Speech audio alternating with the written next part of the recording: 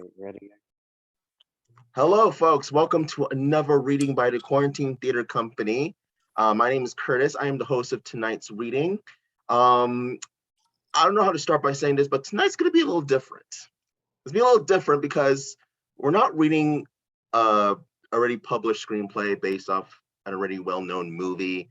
We wrote our own original script, and it's not unlike any other original script. What happened is that I planned for this to be a script that I would start, and I would send it to another of our esteemed cast members to write it, and then we would send it to another cast member, then another cast member, and they would continue on the story without us knowing what they wrote.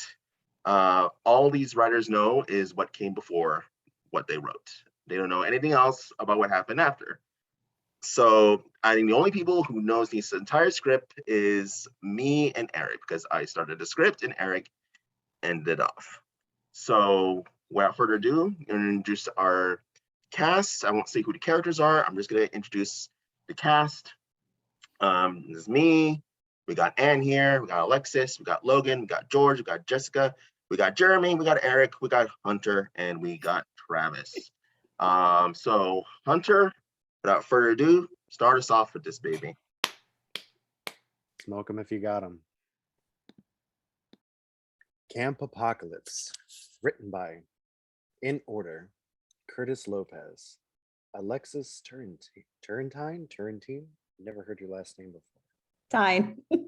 Turrentine, Anne Marco, Cass Donaldson, Eric Waldman, George Graham, Hunter Karras, Jeremy Weinreich, Jessica Ash, Logan Horberg, and last but not least, Travis Sanders.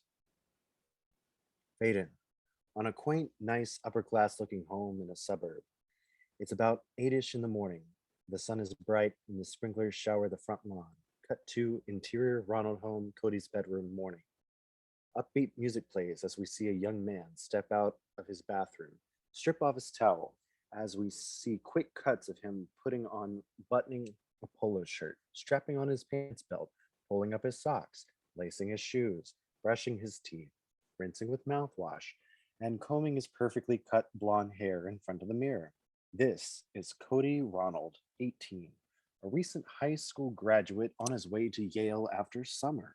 He is tall, fit, well-dressed, blue eyes, freckles, and a smile that might charm some or make some want to knock his teeth out. Cody looks at himself in the mirror. You are one handsome, upstanding American, Cody Ronald, and don't you forget it.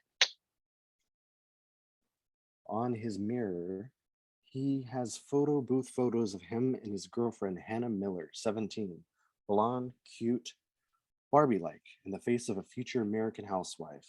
Cody takes the photos and looks at them. You can rap every Cardi B lyric, and yet you don't look like Cardi B. That's why I love you. No, little guy, after our vows. After the vows. Interior Ronald home, kitchen morning. In the kitchen, Cody's mom, Helen, 40s, is cooking pancakes and eggs for breakfast. She's a typical American stay-at-home mom. His dad, Steve, is reading news on his iPad. A Clark Griswold type of American family man, glasses and short beard. And his 9-year-old sister, Kelly, is browsing through TikTok on her smartphone with a notepad next to her. She is specifically looking at Black TikTok users with no more than 100 followers and taking notes of their dances. Cody steps into the kitchen and kisses his mom on the cheek. Morning, Mom. Morning, Cody. That smells good. Cody grabs a bowl and pours some milk in it, then pouring cereal in after like a psychopath, causing milk to splash all over the counter. The room is quiet, except for Cody's occasional loud crunching of his cereal. Then suddenly, goddamn Mavericks! With some shares. God damn it! Win a fucking playoff. Oh, sorry for my inexcusable temper. You're forgiven. Okay. Helen continues to give Steve a cold stare, and Steve looks at Helen like a scared puppy. Cody's eyes dart back and forth between his mom and dad, holding his breath during this uncomfortable silence. There's an intriguing story here. Get that shit under control, Dad. I would watch that mouth, young lady, because you might not see that pony you wanted, even if the Mavs win. don't want a fucking pony. Where am I going to keep it? In my room so it can shit on my stuff? Well, okay. Okay.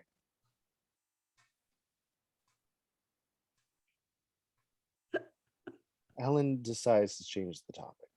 So, Cody, are you excited for Young USA camp this week? Boy, am I. I can't believe it's going to be the Young USA camp for me, the guys, from third graders to high school graduates. It's going to be my last year as a camp counselor as well. One last time and helping shape the young minds of tomorrow's America. And you get to spend more time with Hannah as well. That's right. Yeah, we're going to have a great time. I'm sure you will. You bet. I get the feeling that you actually love this girl. Maybe marry her someday. Well, of course. That's wonderful. You know, sometimes I get the feeling, you know, she might be the one. Every time I see her or think about her, Why couldn't you find a better young lady? Helen immediately runs out of the kitchen, sobbing uncontrollably. Cody is left off guard and puzzled. His dad and sister continue to pay attention to their devices. Yeah. Some days we'll take a liking to Hannah. Don't worry, son. I think Hannah is a fine young woman. Thanks, Dad. I hope you two have a fun time at camp. We will, Dad. And remember, Cody, protect yourself, or else the STD will come knocking on your door. Worst case scenario, say hello to diapers of shit. Worry, Dad. I'm not thinking about it, so we're married. That's my boy. And hey, if she gives me any STD, I'll divorce and sue her. Steve and Cody share an obnoxious laugh with each other. As Kelly slowly turns her head towards with a disgusted look. Anyway, I gotta head out. Cody gets up from the table. See you later, Squirt. Have fun at Nazi youth camp. Oh, Kelly, no. It's okay, Dad. Kelly, please. I want our sibling relationship to be better. I want us to spend the rest of our lives being close brother and sister, not having flame wars on Twitter. I'd rather have the latter. Okay. But just so you know, when I send you an insulting gift, it'll be out of love. Cody leans in to give Kelly a kiss on the cheek, but she whacks him good on the face with Cody's cereal spoon. Ow! Bitch. Cody leaves. No, honey, I believe you have some issues. Are they as bad as your bedtime issues? Steve looks dumbfounded and stunned. Well, no. I mean, damn it. Steve walks off, probably to go cry in a corner. Exterior, front driveway of Ronald House morning. Cody walks towards his car and gets in. Cody checks himself in the mirror in the car. He spots a piece of cereal in his teeth. Cody grabs a toothbrush and toothpaste out of his glove compartment and proceeds to brush his teeth. Cody spots his dad, Steve, walking towards him. Cody rolls down his car window as he continues to clean his teeth. Hey, son. Before you head off, I just wanted to say how proud I am of you. You graduated high school, off to Yale to study business and economy, heading to your last year of counseling at Young USA camp, and you plan to marry the girl of your dreams. It just seems everything is happening so fast, you know? It only feels like yesterday when you came into the world and I held your cute little pudgy white bottom for the first time. Back then, I thought to myself, will my son make me proud later on in life? And not only have you made me proud, you've made me honored to be your fat. But before Steve can finish, Cody spits his toothpaste all over his father's face. Cody then proceeds to take a swig of water from his water bottle, gurgles, and spits his water on his father. You too, Dad. Cody starts his car engine and reverses out the driveway, leaving his dad in utter shock. I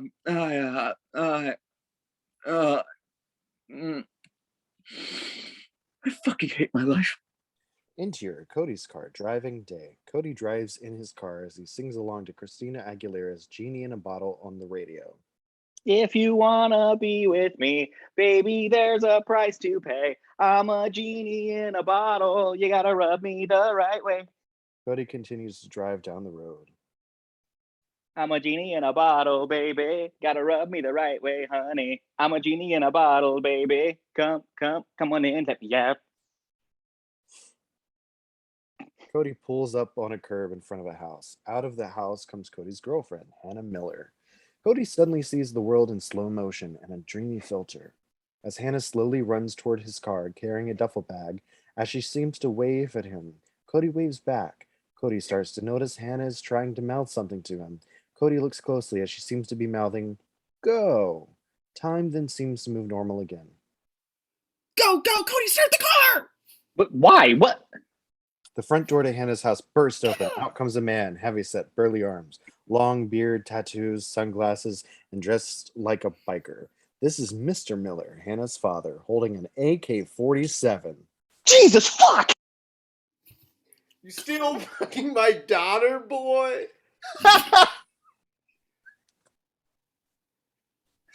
Hannah dashes into Cody's car as Mr. Miller fires away his gun. Fortunately, he is a terrible shot and shoots at the trees. Wait until marriage, asshole! You lying piece of shit! This is already worth it. Mr. Miller continues to shoot at the trees with his gun. Cody, go! Start the fucking car!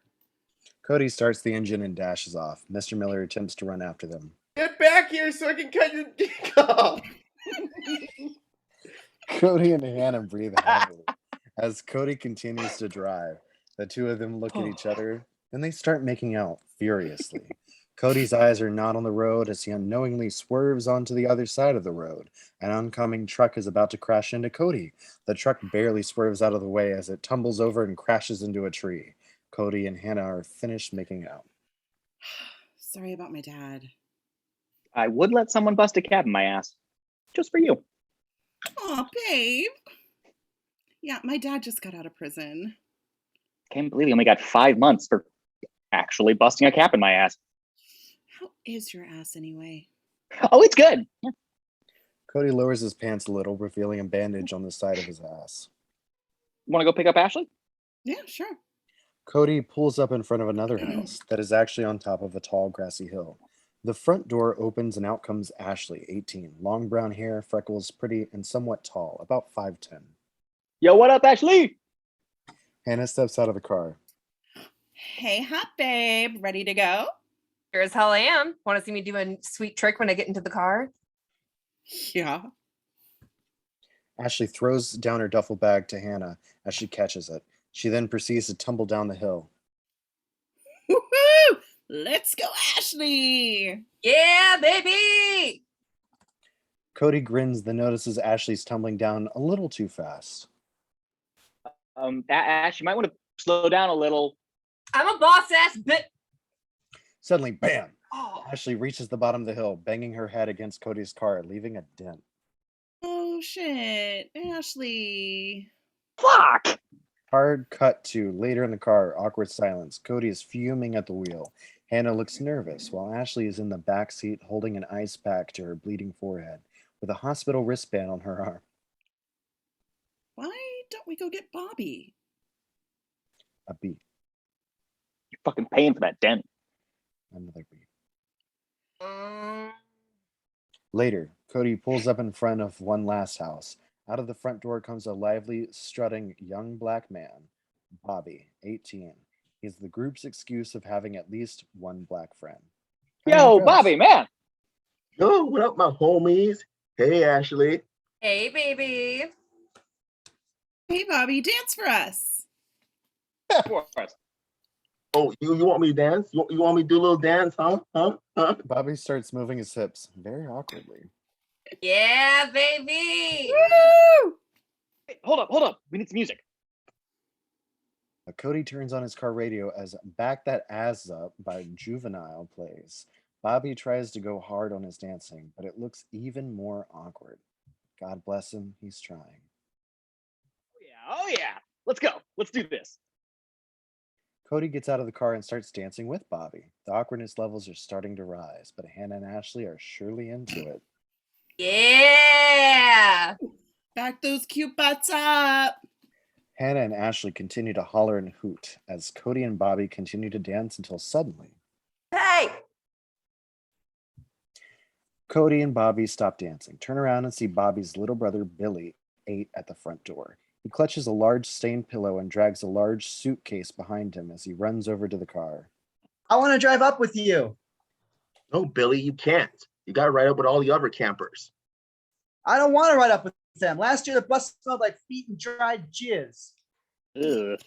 Teens groan in disgust. I'm not about that life. Tough shit, Billy Gumdrop. Counselors can't ride in with campers. Creates a lot of weird red tape. God damn it, Bobby. Just let me ride with you. Get lost, man.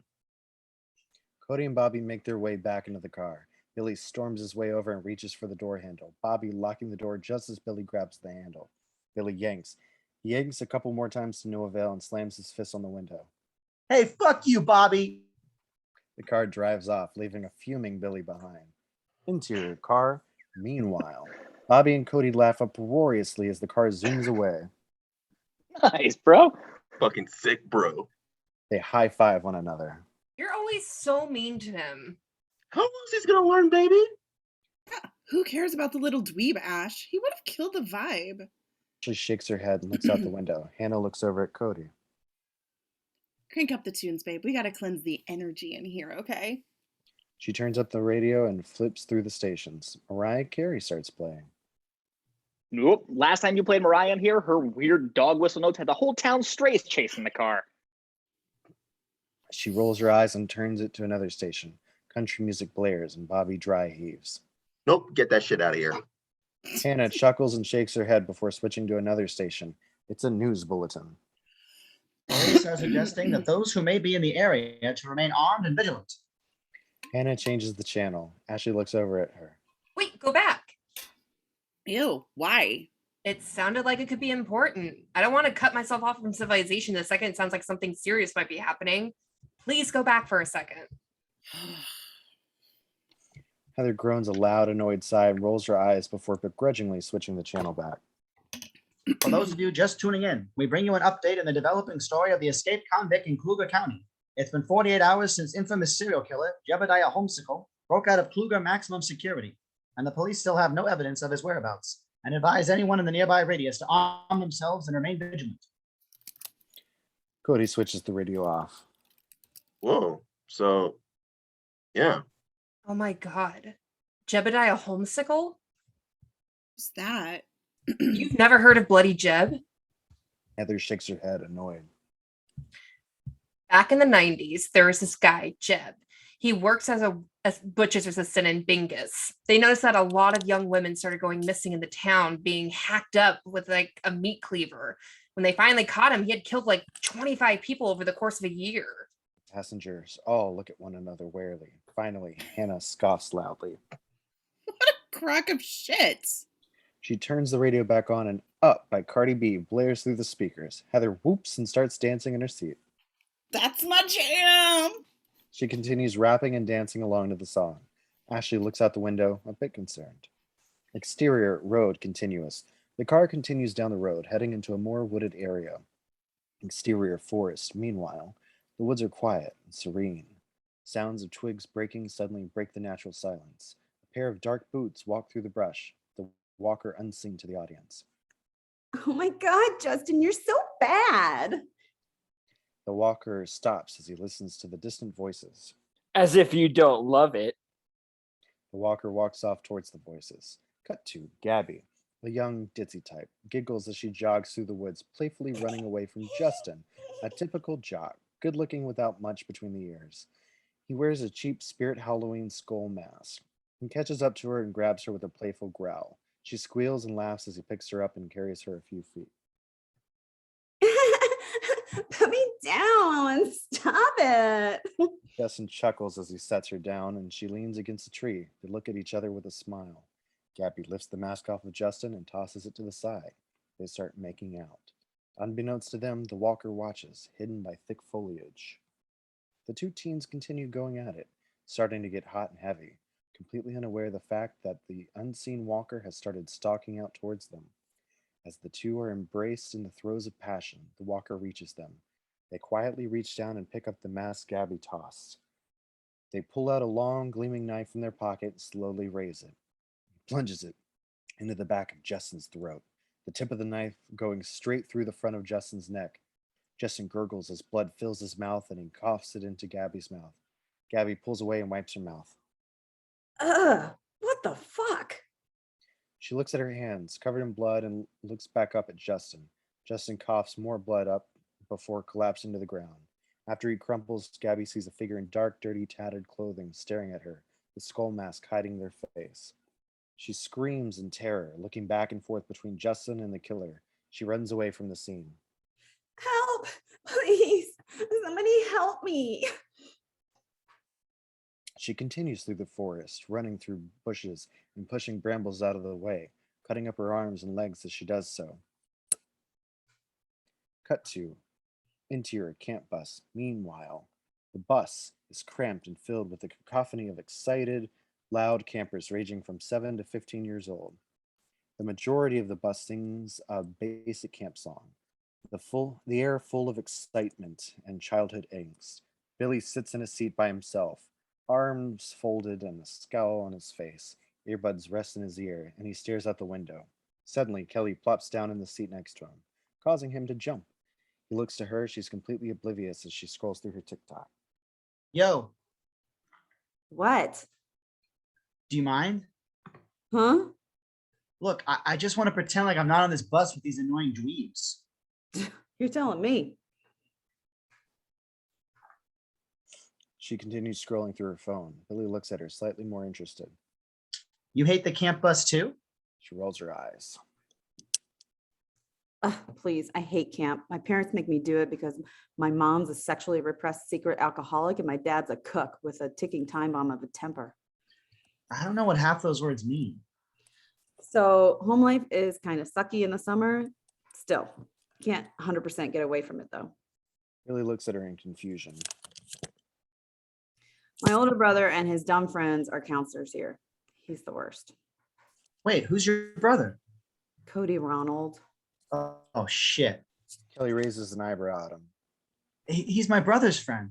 Bobby's a counselor too. I was trying to ride up with him, but the asshole wouldn't let me. Why would you want to ride up with them anyway? They're losers. Cut to exterior forest. Meanwhile, Gabby continues running, breathing heavily. She comes to a thicket of trees and hides behind a massive trunk, catching her breath. She stands quietly, listening for any indication of where the killer could be. After a tense beat, she slinks around the side of the trunk. She turns and walks right into the killer. She screams.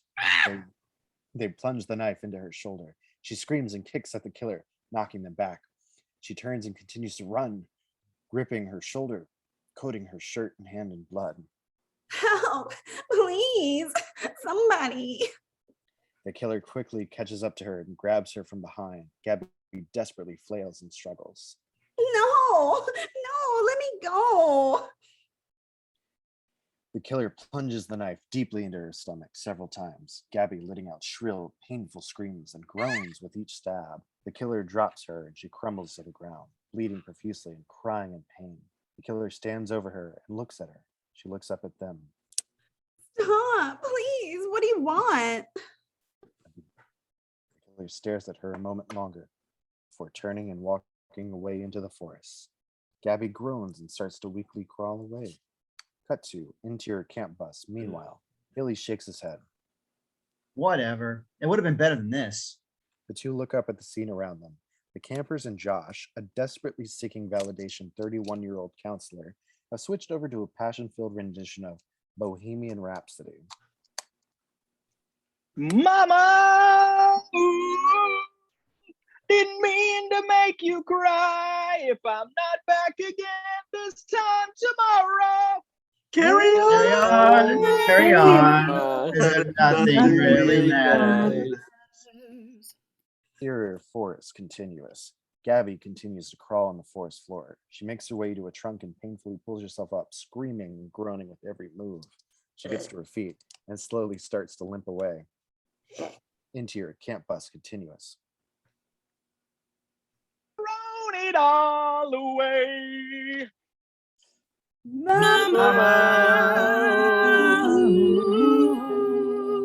I don't want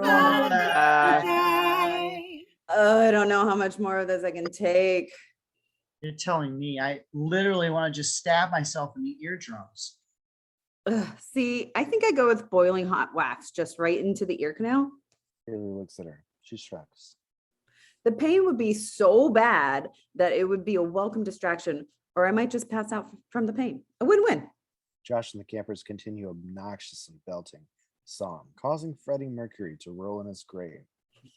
Exterior forest. Meanwhile, Gabby continues limping and stumbling through the woods. She stops as she hears a distant sound of a car. She frantically looks around her, trying to find the road. Through the thick trees, she sees the brightly painted camp bus cruising down the road. Her breathing quickens as she realizes what it is. She quickens her pace, painfully, as she desperately tries to make it to the road before the bus passes her. Interior camp bus, meanwhile, Billy and Kelly look like they are ready to throw themselves off the bus. I see a little silhouette of a man.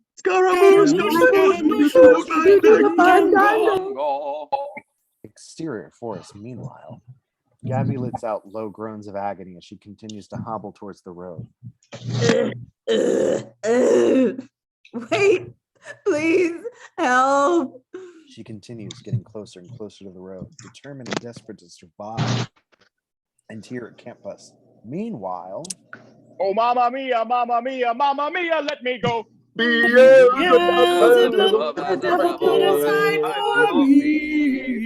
exterior forest continuous. Gabby gets to the edge of the forest, the bus coming up fast. Please, please, She gets to the road and limps towards the pavement, waving her arms weakly. stop. Please help me. Interior camp bus continuous. Oh, Back to Billy and Kelly. Jesus, this day could not get any more worse. As the group and Josh hit their high note, we see Gabby through the windshield of the bus. The bus hits her at full force, coating the window in blood. Denise, the bus driver, slams on the brakes and swerves on the road. Holy shit! The kids scream as the bus skids to a stop. They all look forward, staring at the blood-streaked windshield.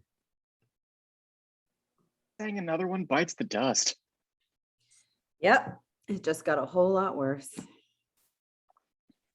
Exterior, Young USA Camp / interior, Cody's car at night, a little later.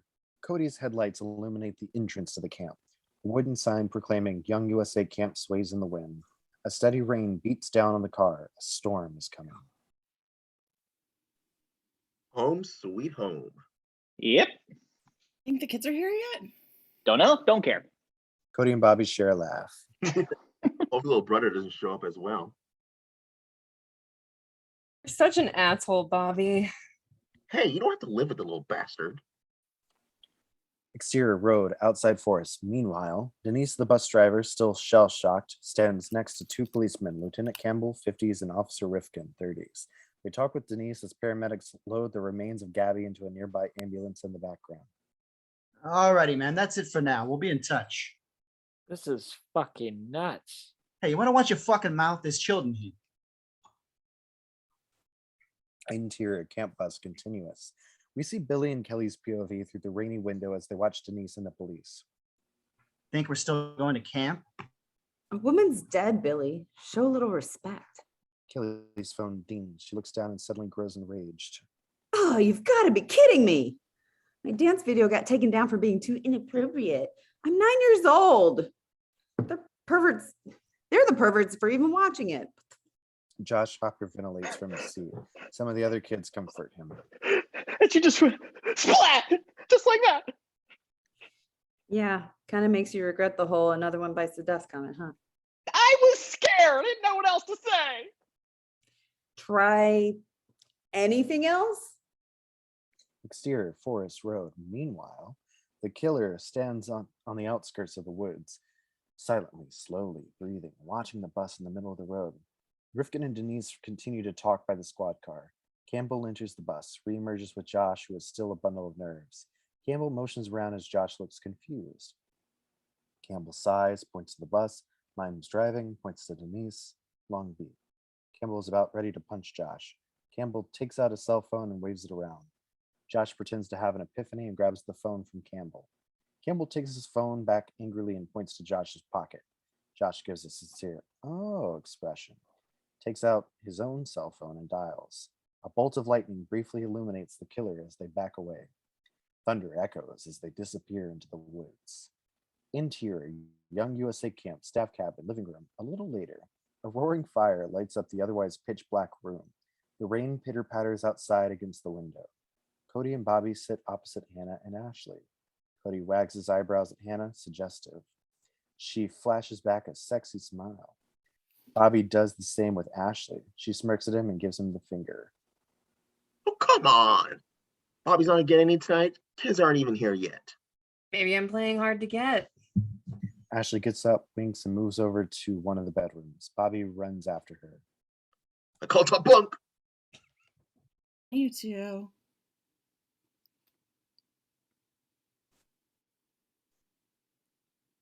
Thanks, Heather. It's Hannah. I know, I'm just playing. Exterior, Young USA Camp, moments later.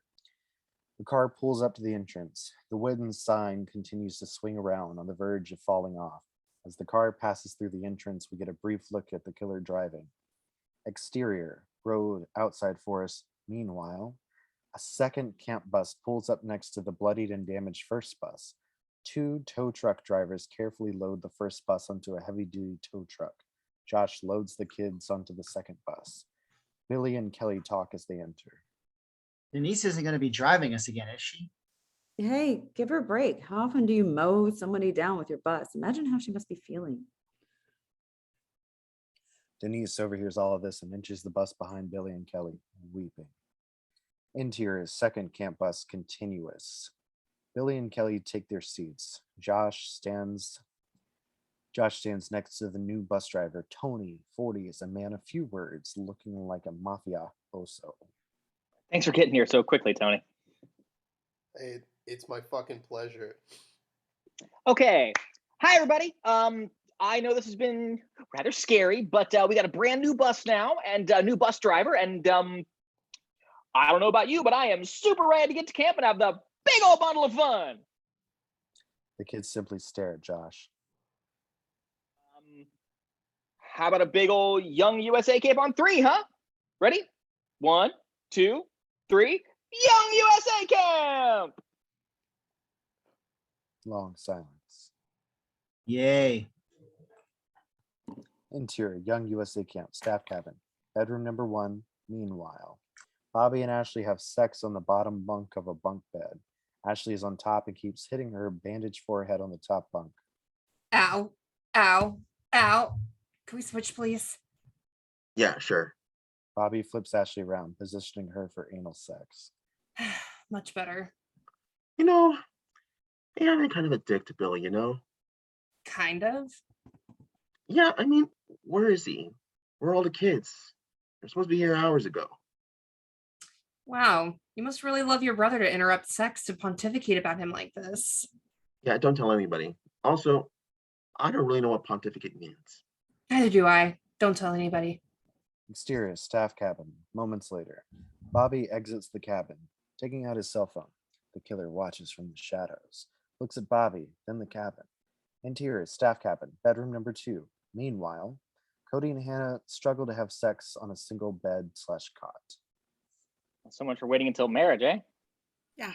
Well, I have a confession to make. You've never seen Roadhouse. I knew it. No, I mean, no, I haven't seen it, but cause fuck that movie. But no, I'm not a virgin. Neither am I. Oh, why didn't you tell me? I don't know. I was kind of hoping I could keep fucking other chicks and you'd save yourself for me so our honeymoon would be tight.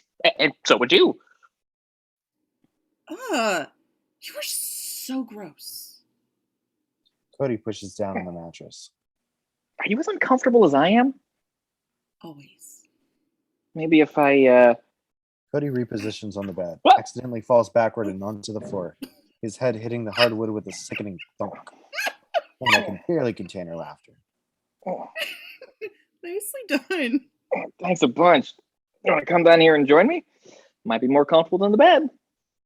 No thanks. The bedroom door bursts open. The front door to the cabin is open as well. Wind and rain pour in from outside. Cody frowns. God damn it, Ashley. Hey, maybe Bobby left it open. Nah, Bobby's not a fucking fuckwad like Ashley. As Cody crosses through the doorway from the bedroom into the living room, the killer's hands wrap around Cody's neck and twist. Cody screams as his head is turned completely around. He stares at Hannah for a moment, exorcist style, eyes wide, die. I was gonna go to Yale.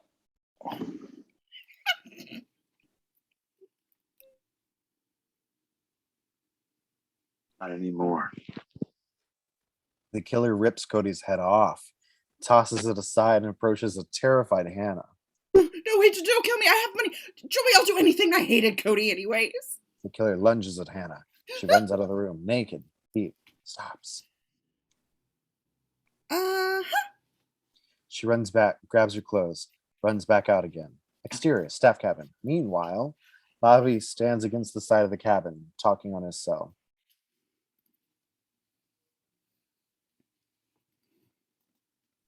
Hey, little brother. Sorry I missed you. Hope all's well. Just wondering where you are. Sorry I didn't let you drive up here with us. I mean, I know I tried to act all tough in front of my friends, but truth is, I love you. So get her safe, okay?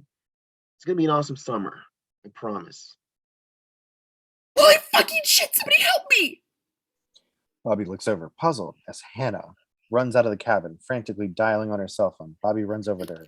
Not looking where she's going, Hannah slams into Bobby as she turns the corner. Whoa, what's wrong? Oh, he killed Bobby! What? No, Heather, I'm Bobby. And I mean, God damn it, some guy killed Cody, okay? Cody! Your boyfriend, Cody? No, Cody Banks! God, yes, my boyfriend, who totally wasn't a virgin, by the way. Well, neither are you. How do you know? We banged Heather. Hannah! The killer appears behind them. Hannah shrieks. Bobby pulls her into the campsite with them. Interior, staff cabin, living room. Meanwhile, Ashley exits from the first bedroom wearing a robe and slippers. She looks around, confused. Guys, what's going on? She spots Cody's decapitated body on the floor, screams, sees Cody's head propped up next to the front doorway, screams again. 48 hours since infamous serial killer Jebediah Homesicle broke out of Kluger maximum security. Police still have no evidence of his Ashley's eyes go whereabouts. wide. Back in the 90s, there was this guy, Jeb. When they finally caught him, he had killed like 25 people over the course of a year. What a crock of shit. Fuck you, Hannah! Exterior, campsite. Meanwhile, Bobby and Hannah race through the campsite looking for a place to hide. Hannah looks behind her. Is he still coming? That's what she said. My God, so not the time. Sorry. Trying to lighten the mood. Hannah takes out her cell phone again, looks despondent.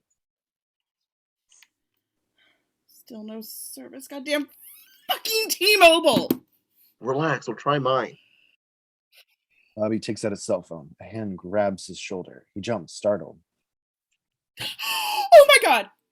A man appears next to them. It's not the killer. Who are you? I'm Jebediah Homesickle. Bobby backs up. Oh, hell no. Bobby throws his phone into Oh. Jebediah's head. It bounces off of it with a thwack. Ow! Hannah takes off for a random tree, now suddenly determined to climb the damn thing. Bobby holds his position, fight or flight, still deciding what to do. Jebediah paces for a moment, holding the spot where the phone bounced off. You know what? That's on me. I'll own that. Bobby stops, feeling more and more certain that this man isn't going to kill them. You're the killer guy, right? Falsely accused, thank you very much. I'll find another phone to hit you with. Oh, okay. Yes, I'm the psycho who butchered 25 people. But no one actually reads the article past the headline. I've said for years that I didn't do it. Fuck off with that. Yeah, even though she's up a tree, she's not talking shit. You've killed a friend of ours already tonight. Jebediah's shoulders sag. Oh no, it started already?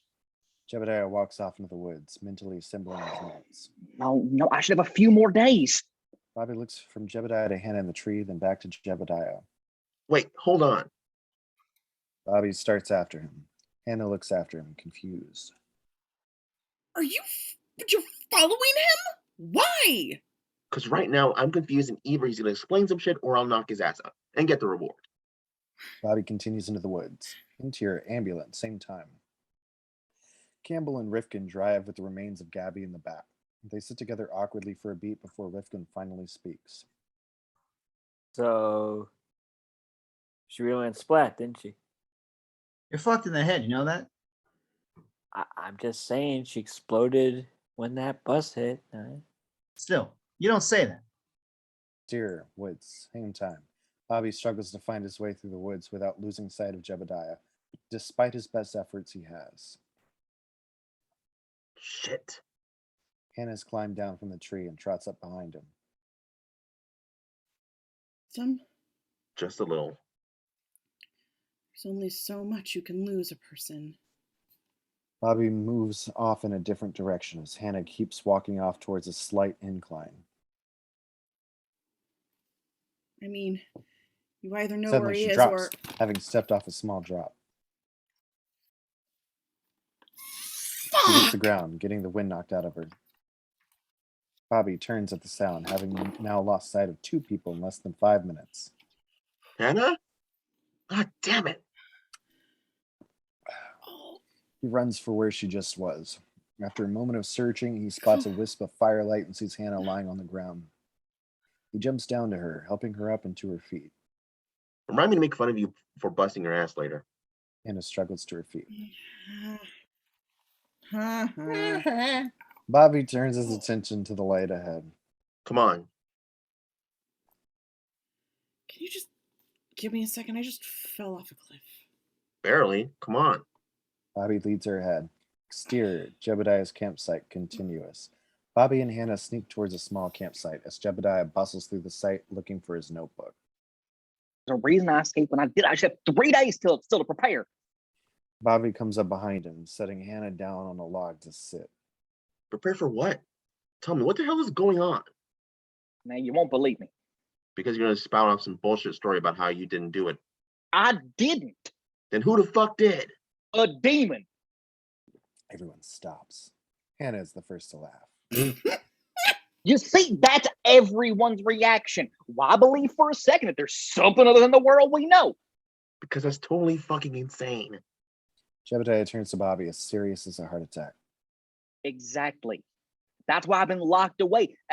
If this isn't how this shit happens, then I am insane and I deserve to be locked away. But I know I'm right. I was a convicted crazy man. It was the best place for me to do my research. Bobby and Hannah exchange looks. Research? Jebediah nods and turns his makeshift campsite. He sees his bag and digs his hand into it. Bobby tenses. Can you not go rooting around in the bag, making me all nervous?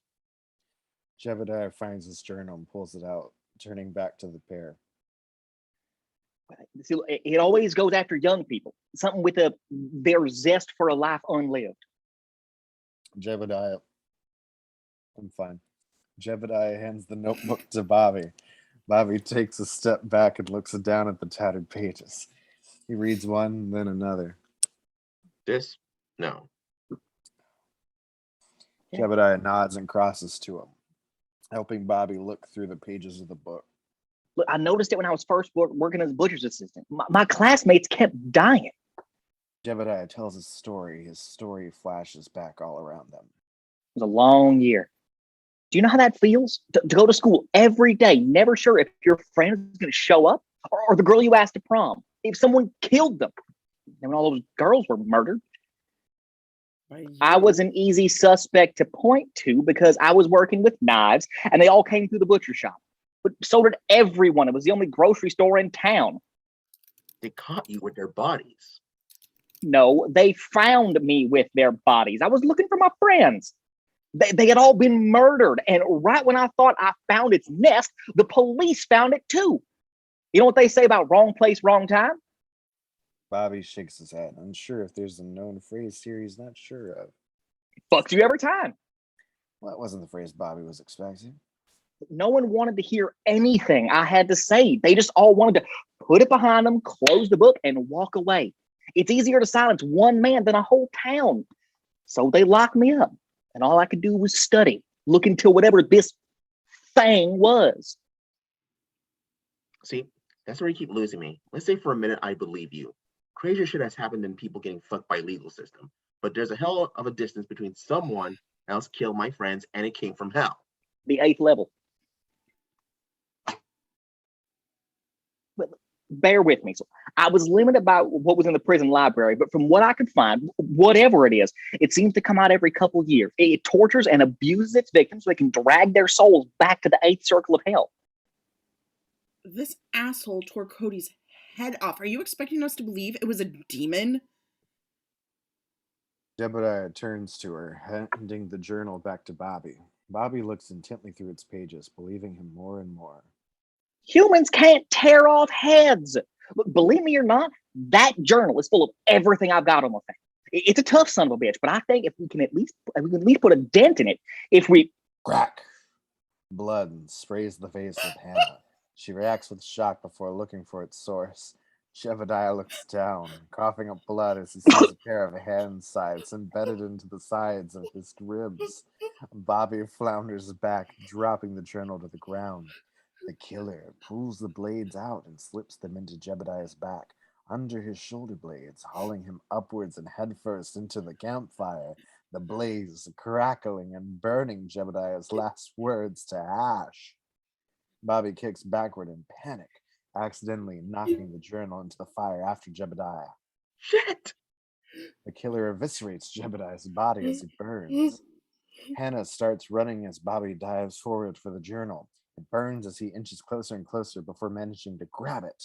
Thump. One of the scythes slaps through the top of Bobby's hand, pinning it to the ground.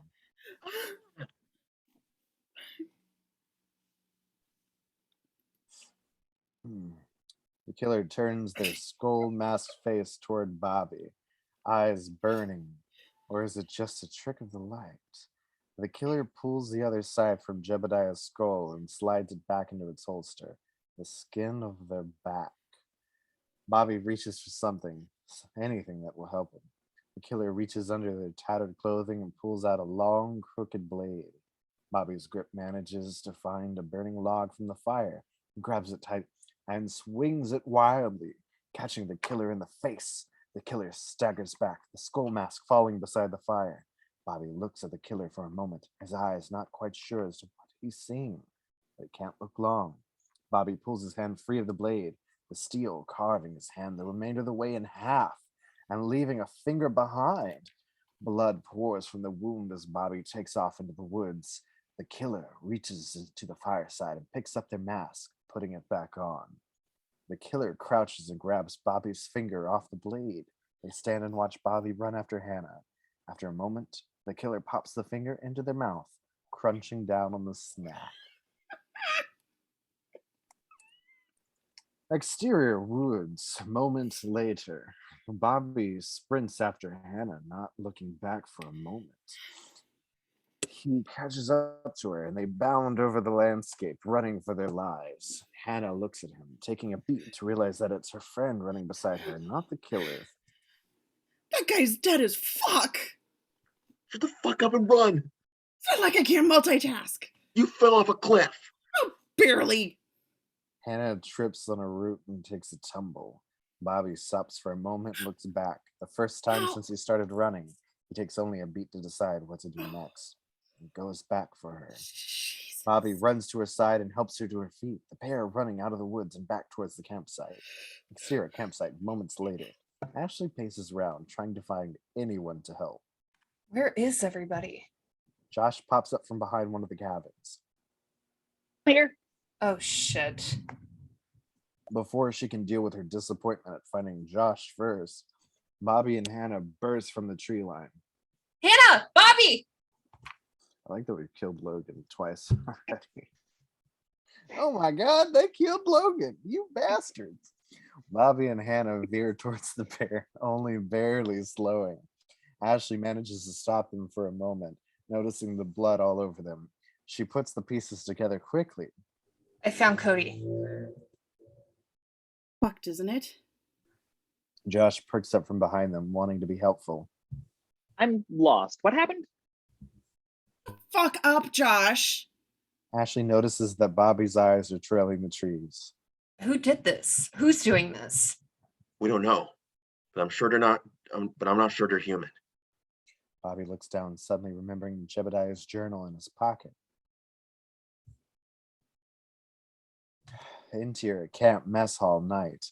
All the campers are gathered and are milling about. Some are just talking, some are playing board games, some are doing arts and crafts. Billy and Kelly are in the corner, bored out of their minds. I can't believe we witnessed a woman dying this afternoon, and now they want us all to macrame or some BS like nothing ever happened. They've got to be doing something more interesting than these Philistines. Absolutely. Billy and Kelly sneak out the side door of the mess hall, unseen, and head for the counselor's cabin. And the narrator opens another beer. Interior camp counselor's cabin. Later that night, Josh, Hannah, Bobby, and Ashley are in the living area of the cabin, seated in front of the fireplace. Bobby's hand is bandaged. All eyes are on Bobby, who is reading through the journal intently. The others are anxiously awaiting a reaction from Bobby. Any reaction, really? Bobby's face is blank as he reads. Suddenly, Bobby slams the journal closed, still looking down. Bobby slowly turns his gaze to his fellow camp counselors. Why is everyone staring at me? Damn it, Bobby. Damn it, Bobby. Okay. Damn it, Bobby. Bobby takes a dramatic pause for show. Then, after almost too much time, Bobby speaks again. Jebediah certainly did a ton of research. He spent every moment in prison finding out what he could. He even consulted these two brothers that are some sort of experts in the supernatural. Name was like Remington or Browning or something like that. Anyway, we're dealing with something ancient. Bobby leans into the group. The light of the flames bounces on his face, which grows intense as he opens the journal. Begins the story as we fade to Alexandria, Egypt, 253 BC. We pan over the ancient city of Alexandria, noting its famous wonders, the lighthouse in its process of being built, and the library. The city, while primitive, is a lively metropolis. On this particular day, there is joy in the air. The crowds have gathered along the main granite cobbled thoroughfare for a royal parade. As Bobby speaks, we see the history come alive. Long ago in ancient Egypt lived King Belus and Queen Libby. It was summer equinox, and the crowds flocked to the streets for a parade in honor of Hathor, the goddess of love and fertility. The king's menagerie was on parade, and the finale was the king. Wait, is this part of your? Yeah, this is still your lines. Go ahead. No. No, that's action. Okay, it's written in the past tense. That's why I was confused. The king's menagerie is on parade, and the finale is the king and queen riding in a gold and jeweled gilt mounted atop mammoth-sized elephants with enormous ivory tusks. They wave to the crowds below. The parade approaches a large stone temple and the royals enter. As they did in the spring of every year, the king and queen paid tribute to this patron goddess by laying a garland of flowers at her altar. Inside the temple, we see musicians playing tambourines, harps, lyres, and sistras, while dancers do a dance. As the royals leave, we see the queen pause for a brief moment and look back with a bit of sadness in her face. You see, for Queen Libby, this festival meant more to her, as the only thing she longed for was a child. They'd not yet been blessed with one. The queen was really left alone, but every moment she had to herself, she wept. The royals are returning to their palace in the royal barge, back to their seaside palace. It's a large wooden felucca gilt in gold and jewels. Only a few royal guards are on the barge with the king and queen. The queen, taken by sadness, turns away and looks over the edge of the barge to see Her reflection, a single solitary tear, drops from her face and ripples into the water below. We see sort of a vibration type explosion from the moment the tear hits the water. The royal palace later that night. The queen is in her chamber, finally alone, and finds a moment to weep to herself, again for her inability to give the king an heir. She goes to her balcony overlooking the Mediterranean Sea and stares into the moonlight, which is reflecting over the slightly rippling water. A calming male voice from behind her startles her. Why do you weep? For my I'm fine. Queen Libby. Libby? Yeah, I'm going with it. Queen Libby turns around and sees a rather tall man, seemingly ageless and gorgeous. He has the lean, muscular build of a swimmer. There he is. Oh my. She should be scared that a strange man has entered her chamber, but somehow she isn't. The man exudes some sort of calming force. She is instantly intoxicated by his presence.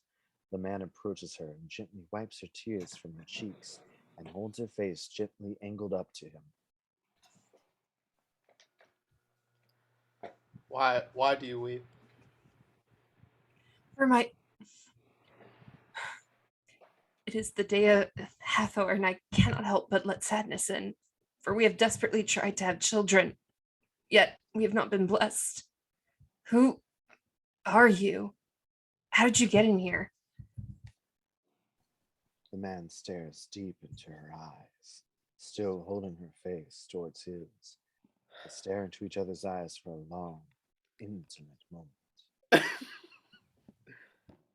I am Poseidon. I heard your call. Please, my lady, do not be sad. I shall comfort you. I shall comfort you. Okay. Okay. I'll comfort you, okay? I'm Poseidon. Drop this down an octave. At that moment, Poseidon's mouth came down upon Libby's.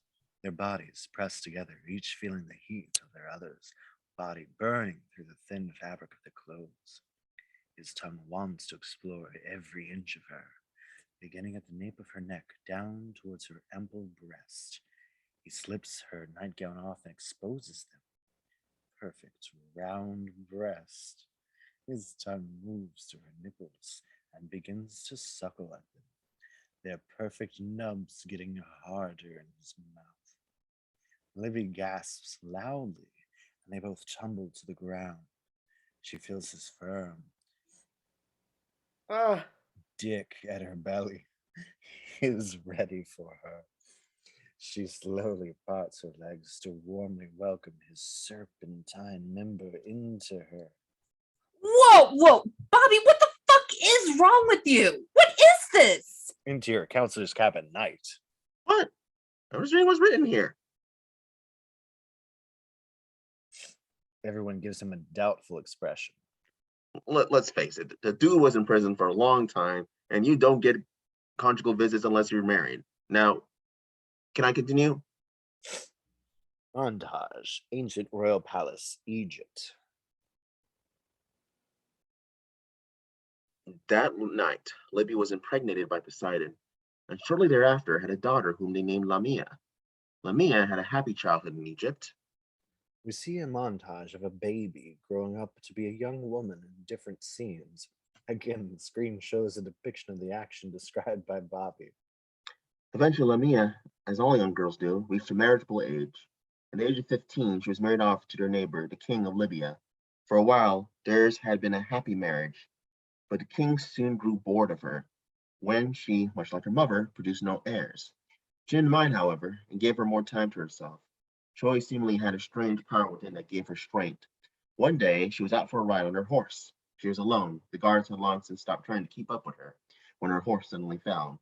She was far from town, too far to walk, but she suddenly saw an oasis in the distance and headed towards it. It was there she found a handsome stranger who came to her aid.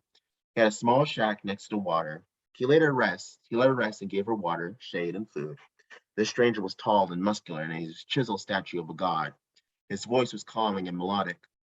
His touch was strong yet gentle, the kind and handsome man sent her off with a new horse. Lamia returned the next day to give him back the horse. She wouldn't be missed. The guards would all be drunk from the summer solstice celebrations. But then she returned the next day and the day after, and every subsequent day. She couldn't stay away from the handsome stranger. This stranger ignited a passion with her that she had never felt before. It was on her second meeting with Lamia had succumbed to his passions. She had only meant to curtsy to him when she tripped into his arms, and instantly felt his erection pressed against her large and ready. Dear counselor's cabin night. Jesus, again, Bobby. Can we just get to the point already? All right. Let me see. All right. Bobby presumes to scan with his finger and passes several pages. Okay, a lot of pages. Damn, Jebediah really was sexually depressed. Anyway, he scans until he finds a spot to continue. Okay, here we go. Lamia and the handsome stranger carry on for quite some time. They fell deeply in love and had a long and passionate affair. She ended up having 2 daughters with him. As it turns out, this handsome stranger was actually Zeus. Wait. So Lamia was the daughter of Poseidon and then had a long, passionate love affair with her uncle Zeus, and then had 2 inbred little demi-bastards? Greek mythology, man. Interior back hallway, counselor's cabin. Kelly and Billy come into the cabin through the back door and eavesdrop on the conversation happening in the living room. Through the closed door, they're giggling quietly. Sounds like Bobby's telling some sort of ghost story. Kelly motions for Billy to shh.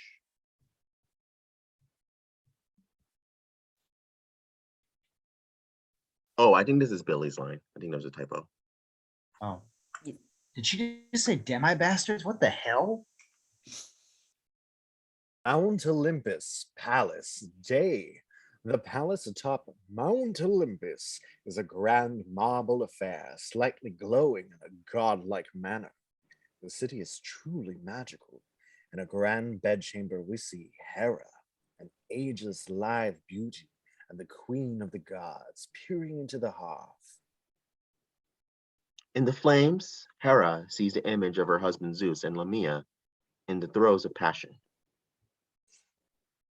Wait, isn't Poseidon Zeus's brother? Interior back hallway, counselor's cabin, continuous. The kids giggle quietly. Billy makes a lewd sexual motion. Mount Olympus Palace Day, continuous. Instantly angered for yet another affair, she instantly goes into a jealous rage. She goes down to earth and waits outside Lamia's royal bedchamber, where she was having her tryst with Zeus. After Zeus leaves, Hera confronts and magically bewitches Lamia with all the wrath of a woman and a god scorn. Legend says that Hera stole away Lamia. Driven mad with grief, Lamia tore out her own eyes. Zeus, pitying Lamia and the loss of her children, transformed her into a half-human, half-serpentine sea monster who would exact revenge by devouring the children of others for all eternity, taking the zest of her life, their life for herself, and dragging it back into hell with her. Interior back hallway, counselor's cabin, continuous. The kids are silent. This isn't the silly story they thought they were going to hear. Interior counselor's cabin night, continuous. It is said that she is a night hunting demon. There have been many versions of the story throughout history. There's no lore where she's a descendant of Lilith and became cursed with a vampiric curse. Okay, what does this have to do with the killer that's on the loose? I'm getting there. Jesus, you guys are so fucking impatient. Bobby finds a spot in the book again and continues. Flash forward to ancient Rome. That was the first recorded mention of the Sanguis era. What is the Sanguis era? Close up on Josh's fate. He's white as a sheet. Blood rage. He said sanguis era. That's Latin for blood rage. It's a cult devoted to Lamia. A very small sect of Romans were involved, almost like a secret society. Every year on the summer equinox, they gather and make their sacrifices, the children of prominent households, to summon and honor the daemon Lamia. Oh, when's the summer equinox? In 3 days. Group all takes this in for a moment. Now they are all as white as a sheet, except for Bobby. They all sit there in silence. That's fucking funny. I didn't catch that the first time. Enter back hallway. Counselor's cabin. Continuous. Kelly and Billy are majorly and thoroughly freaked out. Kelly starts to back up to get out of there when she trips over a bag left in the hallway and crashes loudly to the floor. Interior. Counselor's cabin. Night. Continuous. There is a large crash in the hallway and everyone jumps. Josh squeals loudly like a girl. Sorry, I didn't catch that, Josh. Better. They all are scared, but are at the same time surprised at the high-pitched squeal emitting from Josh's mouth. They continue to hear noises in the hall. They all grab a piece of sporting equipment that's been laying next to the fireplace for defense. Hannah and Bobby have metal baseball bats, Ashley has a lacrosse stick, and Josh has a badminton racket. They all head towards the door slowly. Step by step, they inch closer. Bobby's hand nears the door handle, and she slowly grabs the handle and turns it. He nods to the others to ready themselves, then quickly opens the door. Interior back hallway, counselor's cabin, continuous. Kelly is on the ground and Billy is trying to help her up when the door is suddenly thrown open. They both scream. They scream. Then everyone starts talking over each other. What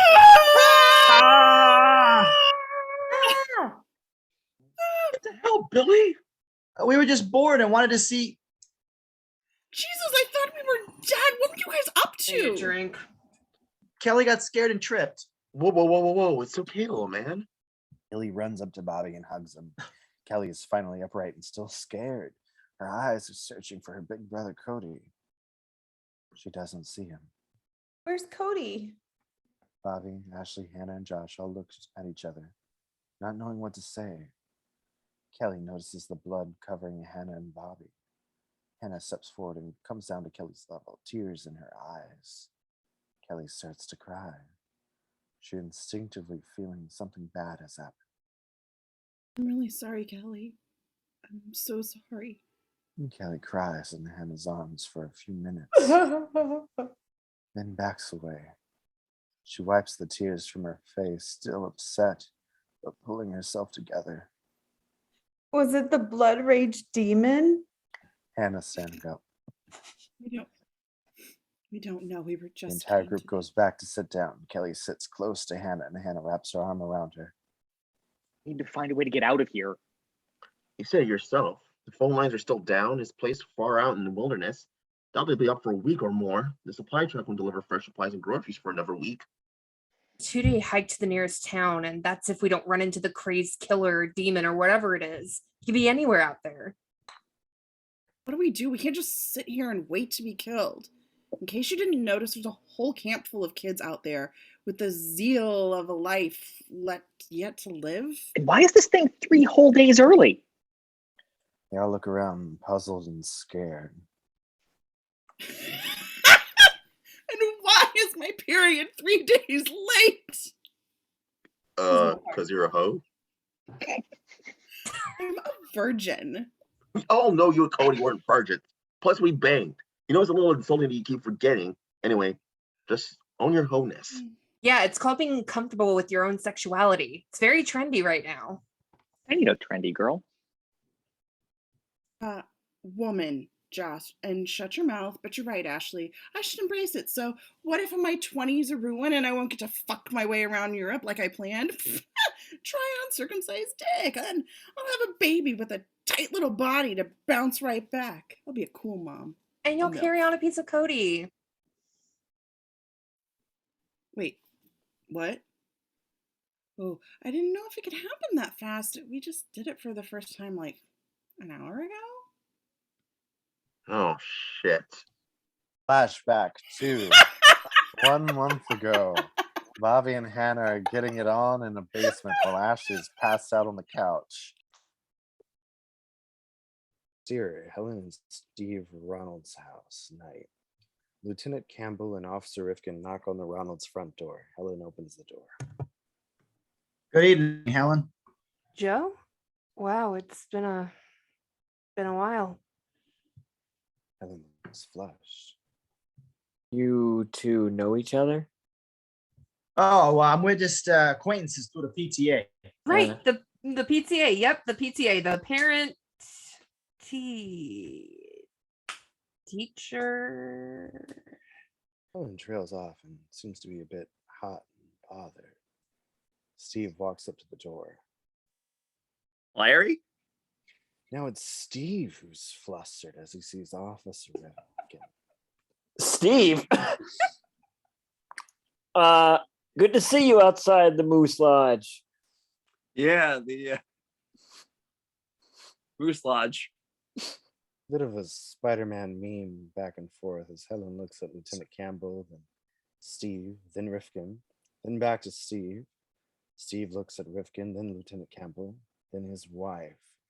Lieutenant Campbell and Officer Rifkin exchange glances. It's awkward. So, we just wanted to stop by to inform you of a bus accident your daughter Kelly was involved in. What? Oh my God. Oh my God. What Officer Rifkin meant to say first is that Kelly is fine. The hitchhiker, not so much. What the heck happened? The camp bus hit a girl at full force, like splat. Like she was all over the road. The bus came rolling. Kelly might be a little traumatized is all. Oh, and we can't really get in touch with anyone at Young USA camp. The phone lines were down. There was a rock slide on the road up. Crews are working to move the rocks so we can get up there, but it's going to take some time. Nothing really to worry about except that Jebediah Homesicle was last seen heading up that way. Even Helen are distraught, but definitely not comforting each other. Yeah, we saw him. Actually, we wouldn't have gone after him, but see, we were on our union break, and I needed my Flamin' Hot Cheetos and Gatorade, or I just get hangry. Anyway, by the time we headed off to find him, he was long gone. I don't know. Jesus, keep a few fucking details to yourself. I don't know. Helen throws herself into the arms of Lieutenant Campbell, much to the dismay of Steve. Oh, Joe, please make sure my daughter is safe. I'm not as worried about Cody. He's a survivor, but my daughter is a smartass. She'll get herself in trouble. Yeah, yeah, please make sure my daughter hasn't been decapitated by a madman or something. Damn it, Steve! Go to your room. Your room, not mine. Steve sheepishly looks at Officer Rifkin and walks back into the house. Behind Helen's back, he signals Rifkin to call him. Bitch. Interior camp counselor's cabin night. Bobby, Hannah, Ashley, Josh, Billy, and Kelly sit around a table discussing what they know so far. Okay. The owner of this thing is some Egyptian, Greek, mythological creature, half human, half serpentine, supposed to kill children of others for all eternity. Wait, aren't we all children of someone? Well, yeah, technically, but the blood rage, wherever, just targets children of prominent households. Rich kids? Oh, so you're safe, Hannah? Because you're poor. Shut up, Josh. Josh. I'm just saying, there are a lot of kids that, to try to get out of here. What if we just get the poor ones out? There's only 3 scholarship kids. It'd be way easier. We can't just leave the rest of the kids here. Yeah, that's discrimination. We'll take you 2. No, okay. Oh, okay. All right, sounds good. No, we have to save all of the children. Not that I'm a mother. I can't imagine leaving a child behind. Bobby, check bloody Jeb's Harlequin romance diary and see if there are any tips on fighting these 50 shades of Egyptian, Greek, Roman ghosts. Will do. Why is this happening 3 days before summer solstice? That's what I don't get. Aren't culty people sentimental about their ritual dates? Oh, I think I know. So the Spirit Solstice store that took over the old Toys R Us space had a pre-solstice sale for masks, white dresses, and flower crowns. I mean, I know that whenever I buy a new outfit, I want to show it off immediately. Either that or something happened on this date and it needs to be revenged. I'm not just spitballing. I'll pause to consider this. Well, we should probably clean up this Cody mess before the other camp kids see it and freak out. Yeah, Cody's starting to stink. Actually, that's just his normal smell. It's true. He always smelled like a combination of polo sport and roadkill. My mom wouldn't go into his room like ever. Ashley is looking around the room. So, where is Cody? Like, I watched his head get twisted and plucked off, like, right here in this living room. I don't even know. I just wasn't here. Josh, Ashley. Don't look at me, bro. I'm still traumatized by the splat I witnessed earlier. Bobby looks at Ashley. I have head trauma. I can't remember random shit, but not how Heather and I ever became friends. Hannah. Oh, Hannah. She's a sweet girl. Bit of a hoe, but sweet. Bobby looks at Billy. Bro, really? Plus, I've been with Kelly this whole time. So weird. Hannah calls from the bedroom. Found him. Close up on Cody's decapitated body with his head in his lap facing his crotch and his hand placed on the back of the head as if the head is giving oral. Jesus Christ. Such a Cody thing to do. Lols. Hey, let's put on some music to make cleaning this mess up more fun. Montage. The group listens to the popular upbeat 80s song Everybody's Working for the Weekend by Loverboy. Our music budget for the script is so high. As they clean up the blood, body, and head of Cody in the staff cabin. Everyone's watching. Everybody's watching to see what you do. Everybody's looking at you. At you. Oh.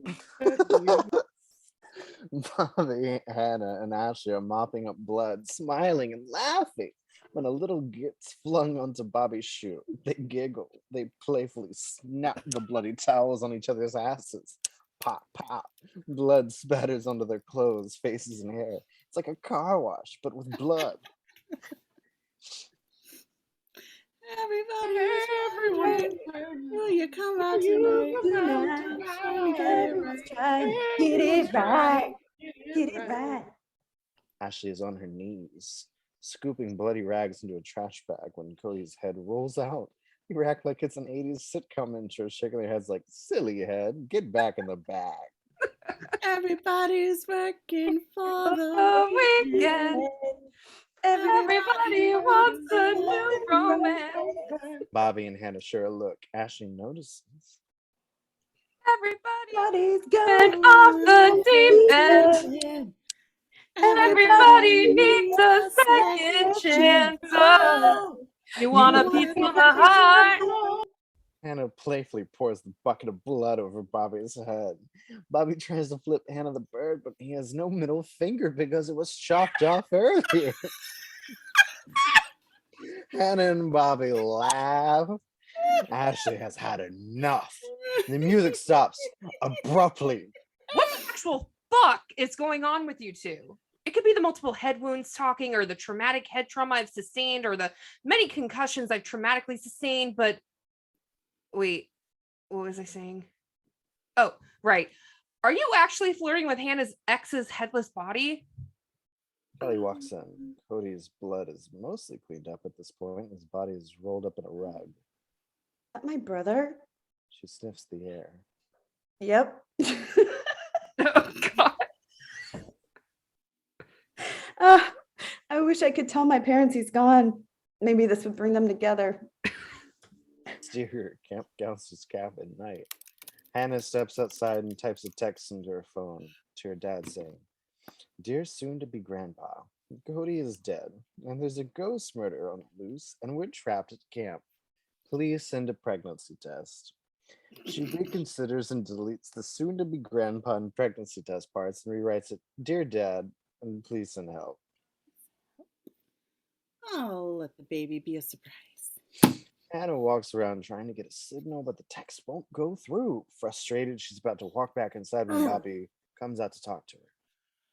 I don't know if it's Jeb's fanfiction diary or the way you soak up blood, but I really want to kiss you right now. Then do it. You totally just ruined the moment by talking about kissing me and not actually just going for it. Bobby reaches out and gently grabs Hannah's face. As he does, he smears the blood that went splat on her face as they flung the bloody rags at each other. Bobby kisses Hannah deeply with a bit too much tongue. Hannah can barely breathe. She pushes Bobby off of her. You know my dad is gonna kill you. He put a cap in Cody's ass, and Cody was white. Wait till he finds out about the baby. Fuck me. Really? What? No, it's an expression. We're in the middle of a murder thing. We're not gonna do that. Please. Okay, fine. But just be quick and don't hurt the baby. In the ass then? Sure.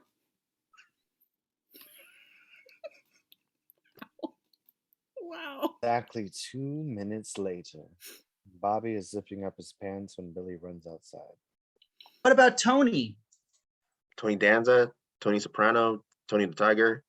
The bus driver who took over after Denise made the bloody hitchhiker go splat. Maybe he's still here. Exterior, parking lot of the camp, night.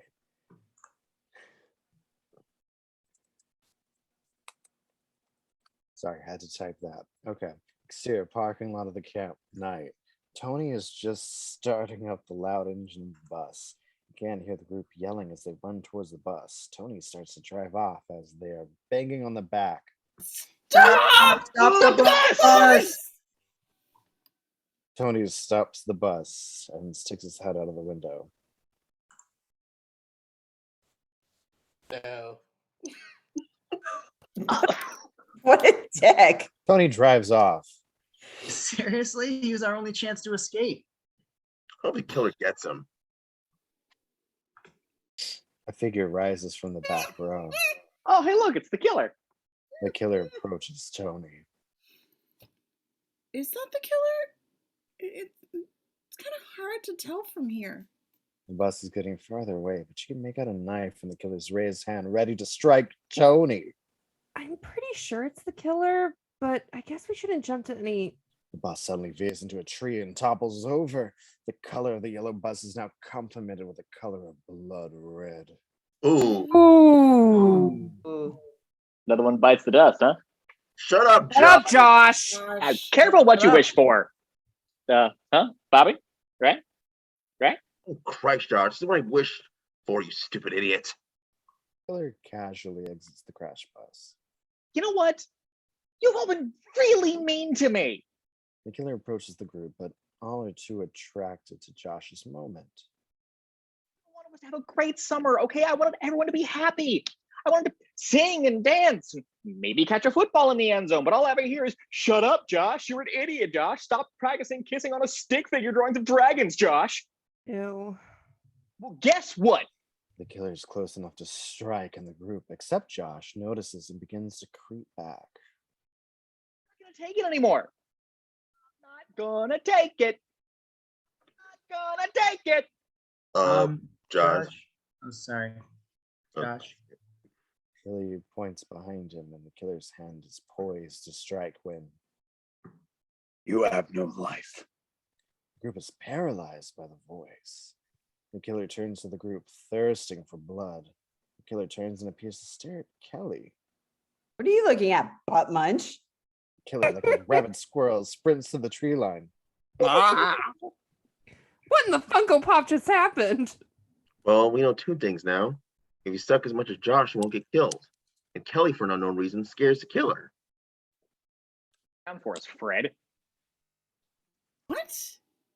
Fred from Scooby Doo. He's always mansplaining to the group. You know what? Don't even say it. I'll shut up now. So, Bobby, what you're saying is if we make our lives as lame as Josh's, we'll lose our zest for life and the killer won't come for us? That's exactly correct. We all need to start acting as dim-witted as possible. Start being real stupid and boring, just like Josh. You know, at this point, I don't even want to live. That's the spirit, Josh. Speaking of spirit, we gotta get some rest. We gotta get some rest for icebreakers in the morning. But what about Kelly? How do you explain the sudden fear in the killer? I don't know. I'll have to keep digging through this 50 Shades of Demon diary. Maybe I'll find something. Interior, Bobby's cabin night. Bobby is reading intently. Hear creak coming from outside. Another creak, seemingly from another area. Bobby hides his face behind the diary and slowly slumps into the covers. He looks around fearfully. Bobby is startled to find Hannah standing over him. Holy heaven, Hannah, you scared me. What are you doing here? Hannah runs her hand up and down the covers. I came here to finish what we started. Really? Nope. Hannah pulls her hand back. Good night. Hannah exits. What the shit? That was detrimental to my research. Am I supposed to call him straight now? Bobby throws the diary down. A little note slips out of the diary. Bobby eyes it quizzically. He leans down to grab it and reads. You'll soon bring joy to a close friend. This is mean. He flips it over. Lucky numbers 17, 34, 6, 10, 23. What a waste of time. Bobby furiously throws the fortune. He watches as it flutters to the ground. Interior common area morning. A group of the young campers sit in a circle. I have 3 older sisters. My middle name is Bernard. I have 9 full toes. We all know you have 9 toes. You're wearing flip-flops, you idiot face. Shut up, Kelly. No, you shut up, idiot face. This game is stupid. Then why don't you just not play with us then? Why don't you just go count your 10 toes? Oh, wait, you only have 9, you big idiot face. I'm not an idiot face. Ashley nudges Bobby deep in thought. Oh, yeah. Hey, stop arguing. Kelly, can you give us 2 truths and a lie? Sure. This is how it's done. I raised a gorilla named Stuart from birth. I played ping pong with the Queen of England and won, and I'm adopted. You're adopted. Yes, but shut up. I won't. You shut up. Bobby's eyes light up. He peels open the book and flips to a page and focuses on the next search. By the end of camp, I'll make sure you have 8 toes. The younger camper is in tears and screaming.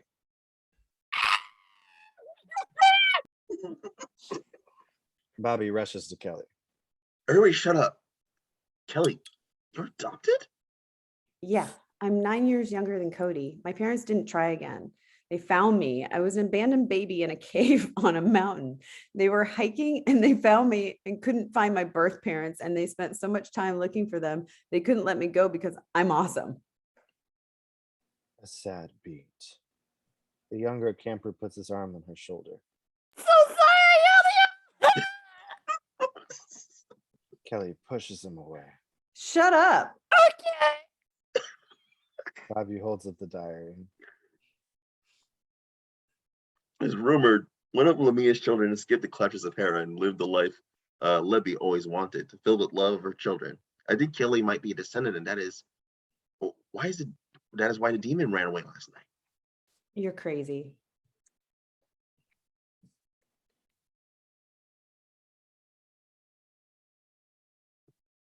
What does this mean? It means we have 2 options.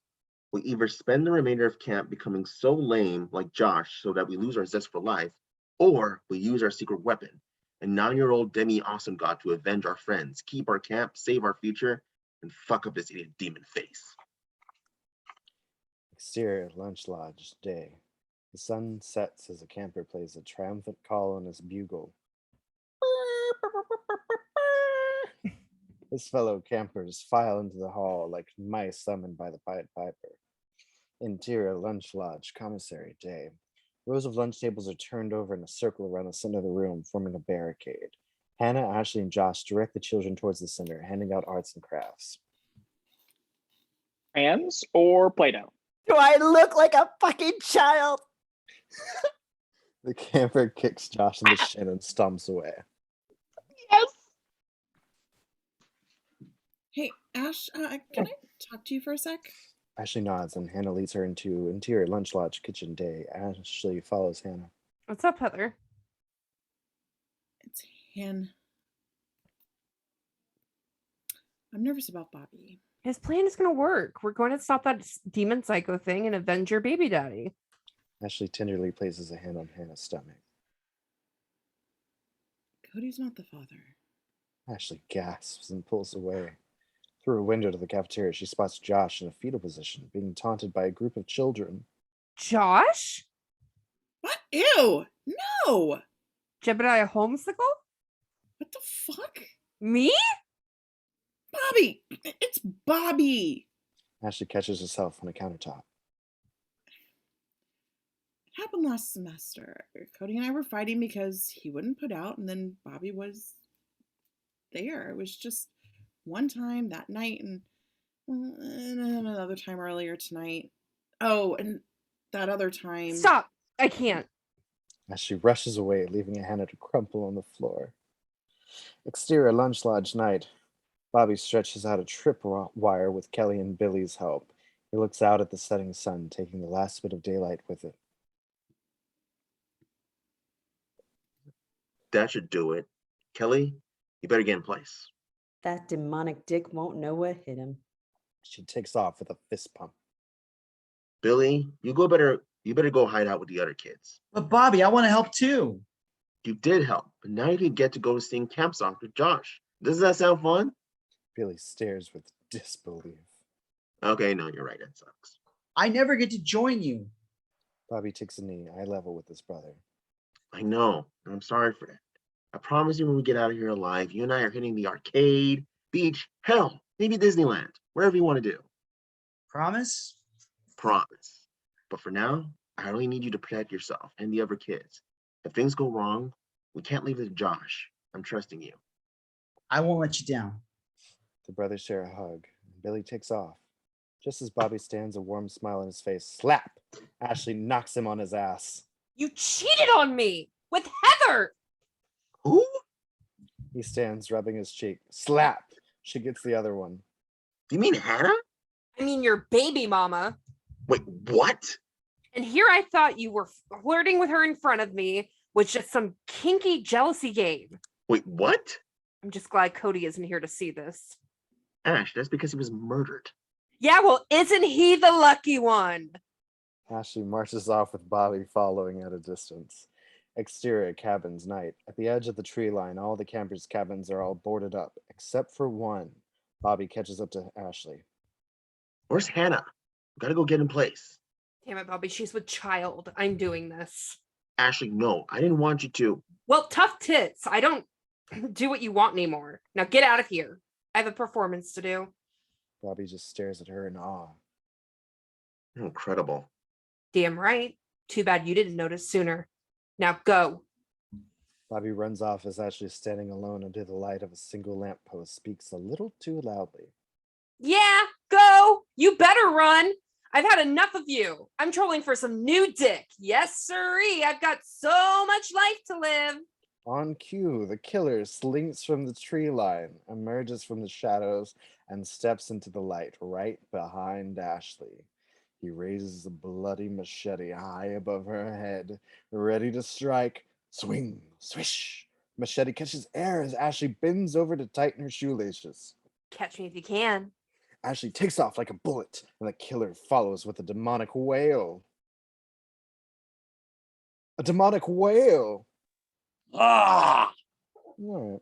He's a few paces behind her as Ashley ducks into the only open cabin and slams the door shut behind her.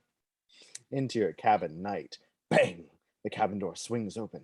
The killer steps through the doorway, illuminated by the glow of the moon.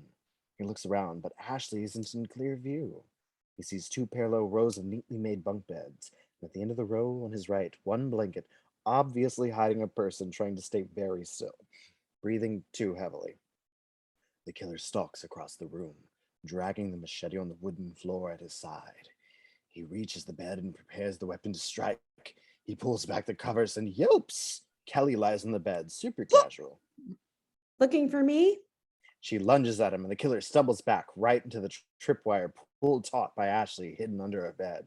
The killer falls on his back onto a ready blanket. It catches him before he hits the floor as Bobby, holding one end, leaps like a flying squirrel from one top bunk to another, cocooning the killer. Bobby lands with a thud on the other side, and Ashley and Kelly join in to mummify the killer in linens. He sits back against the bunk, completely tied up, only his head exposed. Bobby, Ashley, and Kelly all celebrate. High fives and hugs. Ashley and Bobby quickly pull out their embrace. Release me. All right, gang, let's find out who this monster really is. Bobby grabs the loose skin around the killer's neck. and pulls the mask right off, revealing a demon, long horns, tentacles surround a gaping mouth full of razor-sharp teeth, and bug-like compound eyes taking up most of the left and right sides of its head. Oh, right. Blah. The demon lets loose from its toothy maw a torrent of boiling acid all over Bobby. He screams in pain as his skin is corroded. Ashley pulls Kelly away as she screams in horror. The acid eats away at the demon's binds, and it lifts to its feet, shedding its human-like outer shell. The machete is now seen to be a part of a spider-like blade arm that the demon impales through Bobby and pulls him up face to face with the 9.5-foot tall creature. Bobby, his defining features mostly melted away, mumbles through the pain. I was going to be a dad. Dead now. The demon's jaw unhinges as it chomps down the entire top half of Bobby's body. It throws away the rest and looks around to find Ashley and Kelly have slipped out. Interior Lunch Lodge, commissary night. Josh tries in vain to lead the campers through a song. This little light of mine, I'm gonna let it shine. Billy stands up suddenly, hearing something. What is it, Billy? I'm not sure. Let it shine, let it shine, let it shine. Hide it under a... Josh, shut the fuck up.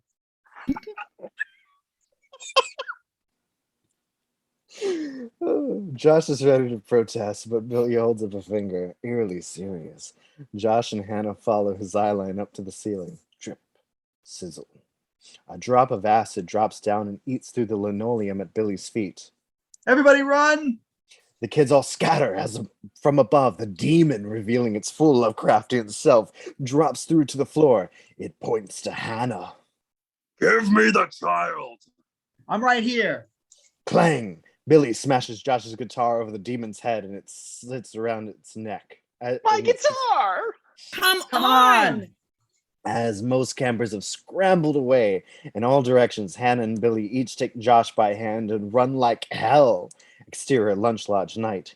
Hannah, Billy, and Josh run out of the building, leading the demon away from the campers. Its silhouette can be seen through the windows near the entrance. It's gaining on them. Oof! Hannah and Billy look back and get tripped up, falling prone in the grass. Josh just keeps booking it out of sight. He left us? The demon smashes through a window, descending upon the two, the guitar still hanging around its neck. He left us! Give me the child. Just as the demon reaches Heather, Wait, look. all three freeze and look up at the sound of a busted engine laboring to come to life. Rear lights illuminate Hannah, Billy, and the killer. They see the bus patched together, and leaning out the driver window is Josh. He points to the sign below him. Hey, buddy, can't you read? Sign says stop. Josh floors it as Hannah and the demon look on in confusion. The bus tears off faster than expected. Where's he going? Duck. Billy points to a length of wire, rapidly pulling tighter, one end attached to the bus, the other end weaved right into the guitar around the demon's neck. The cord yanks it off its feet, right over Hannah and Billy's heads. They duck down just in time and then look up to see. Exterior, interior, bus, night, pulling the demon along like a terrible water skier. Josh speeds away from the lodge and straight toward the lake. Josh cranks up the radio as he sings along. Another one gone, and another one gone. Another one bites the dust. Exterior lake night. Just as the bus reaches the bank, Josh throws open the door and rolls out. The bus flies full speed into the depths of the lake. Before it's pulled through down with it, the demon scrapes by Josh. They share a slow-mo exchange. Josh amazed and proud, the demon simply bewildered. At full speed, the bus sinks to the bottom of the lake and drags the creature down with it. Hannah and Billy catch up to Josh. Great job, man. Sorry about your guitar. Josh, that was incredible. I did it. I knew I could do it. I knew I could be the hero. They all catch their breath, incredibly relieved. The last view of the bus disappears beneath the black lake. A bubbling and boiling begins, right at the edge of the bank. A voice bellows from the deep. Life well lived. Tentacles fly out of the lake and wrap around Josh's limbs, lifting him into the air. The demon rises high above the water with its fully extended bladed spider-like limbs. Oh no, Josh. Another one bites the dust. With one mighty pull, the demon rips Josh right down the middle. His two halves are tossed aside. Josh! Hannah, we have to run. Billy and Hannah scramble away as the nightmare gives chase. And another one gone, and another. Shut up! It worked before! And then the thing ripped Josh. We need a new plan. Where are we going? I don't know. It's dark. There's a fucking demon chasing us. I wasn't exactly planning a photo opportunity at 3.4 miles. I say we find Kelly. The thing is afraid of her. You can't sacrifice her. I don't want to sacrifice her. It's afraid of her. I just want to be near her while we... She stops running and looks at several kids nearby ahead. She looks behind them. The demon is doing the Michael Myers creepy look while not moving. Taking the chance, she looks back at the kids and thinks out loud. We could just let it have those other kids. And you and me and Kelly could make a deal with it. What? You're just gonna let it kill? Not kill. Eat. Maybe he'll get full and not all, God, what am I doing? I'm gonna be a mother. Ugh. Okay. When does that motherly instinct kicked in? I still want to offer the other kids. Ugh. She looks back at the killer. He's closer than before, but still not all the way caught up. Could I interest you in a deal? Leave me out of this. What kind of deal? Just, how many kids do you need to go away for 25 more years? I'm hungry enough for the whole camp, but I've been trying to lose. Wait, you'll just give them to me. Well, where's the fun in that? Oh, I'll let you chase them. Billy, Kelly, and I will hide in a cabin, and you can just have everyone outside the cabin. You can't trust it. It's a demon. Who's gonna stop it from coming inside to get us after? Hey, give me a little credit. I went away last time too. Hey, did someone make a deal with you last time? Maybe. What do you give me for that information?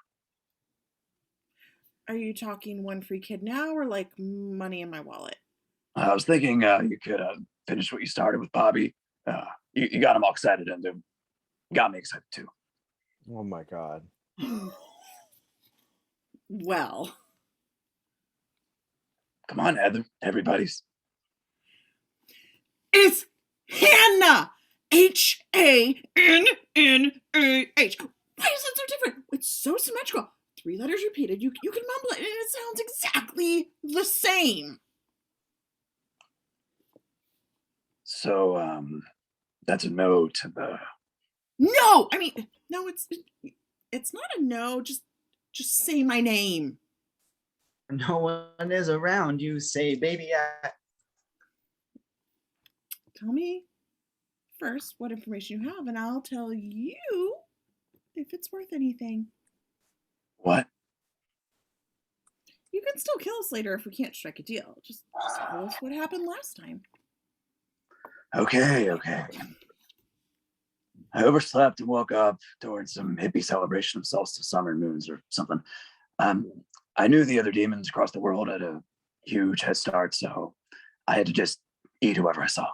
I stumbled upon some hikers, a family camping in a tent, and a naked woman trying to recite spells to make their cheating exes pay. What the fuck? Ate them, and then ate them before eating them.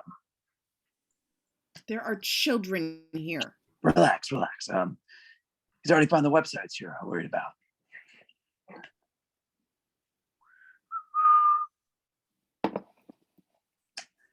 Shall I continue? Fuck.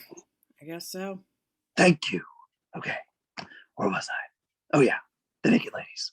They were delicious. So I wandered in town and tried to sneak up on people in their homes. People kept throwing some sort of special water on me, whatever the fuck that is. They thought it would burn me, but it's just like getting sand in your eye, an inconvenience, but utterly deadly. They got away, but when they tell their friends, no one believed a demon showed up in their house. Finally, I stumbled across the butcher shop and realized how easy it is to just chop them up to eat them.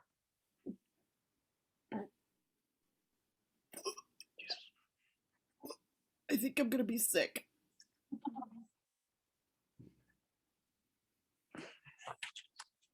You never tried that? Okay. You probably should get used to that. Anyway, the butcher, Jebediah's boss, was pretty twisted. He was not fazed at all to see a demon show up at his door and help me make my meals. It was quite convenient, really. I just drop a dead body off at the door, and a couple hours later, I'd have bags and bags just to take them home with me, all wrapped nice with. Anyway, Jebediah was suspicious and eventually found the cold cavern I'd stored the meat in. I'd been working on leading several people down to devour them. There were cops to Jebediah, and I was on 6 more meals because of him. After they arrested him, people were locking their doors, not traveling alone or naked in the woods, so I had to take the meat I'd stored and make the last. Okay, but how could that be enough to let you survive 25 years? Did you also hibernate, like sleep for years at a time? What? No, I sleep when I'm full. They usually last a few days, maybe a week. Okay, so why now? So why are you suddenly going after a whole bunch of kids? Aren't you at all worried why he's just telling you this? This is like the bad villain reveal in films where the audience needs to understand what he did, but Batman in no way would ever actually get an explanation. Did you not hear the deal, kid? Think of the things you see on those websites you're pretending not to know about.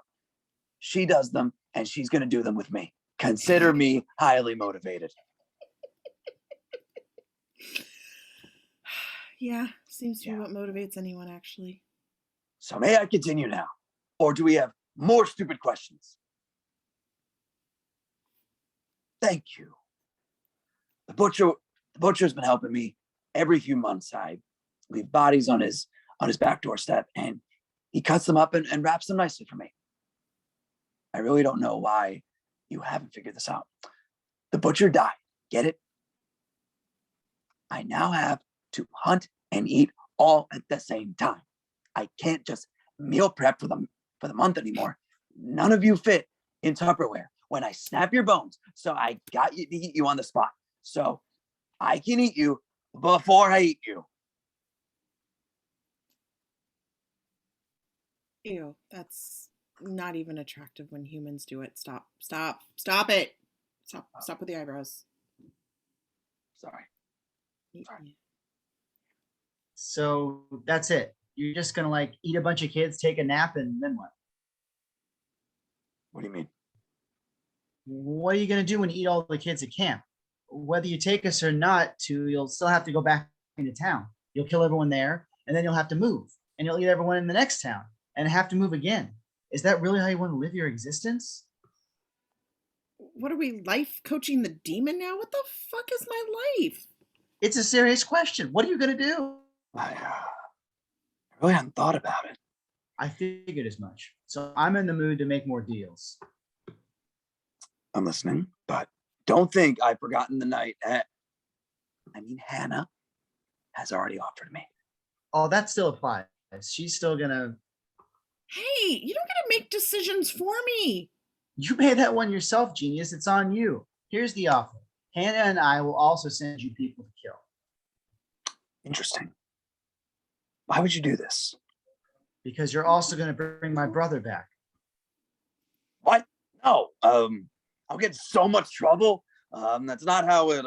Shut up. You're bringing him back if Hannah has to carry more demon children for you. What the fuck? Wait, can you actually bring him back?